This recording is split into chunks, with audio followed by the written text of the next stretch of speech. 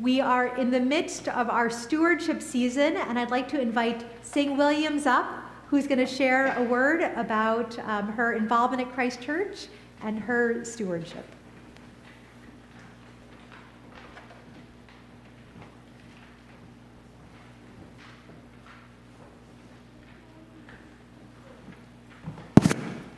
Good morning. Unlike many of you, I didn't grow up going to church, and for a long time, I wasn't sure what drew people here. Church was a mystery to me. Why would anyone get up this early on a Sunday morning? What were they finding? So it's a little surprising that I'm here giving a stewardship talk today. When I finally started coming to church in my 30s, what I found was both faith and community.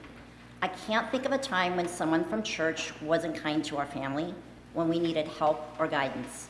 Church really feels like home. And like the homes we live in, we must take care of it. Stewardship is an important part. For many years, I worked as a qualitative researcher in the wealth management business. We studied how clients think about money, what they do with their money, and what money means to them. What I've observed is that we tend to spend money on things that we think will make us happy, but material possessions have a short half-life. Psychologists call this hedonic adaptation.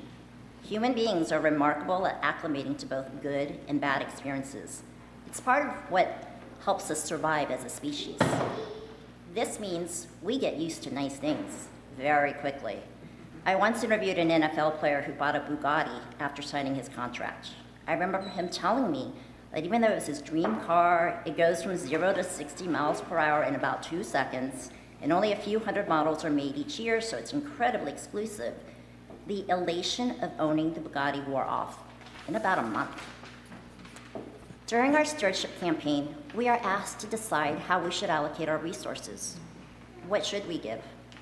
We all have lots of financial obligations. For those of us who are parents, we worry about our children and want to make sure they're taken care of. There's always a feeling that we could do more for them.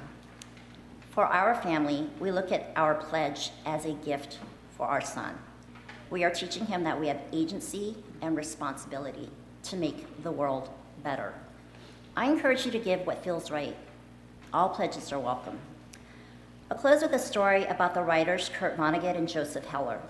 They were at a party on Shelter Island at a house owned by a hedge fund manager.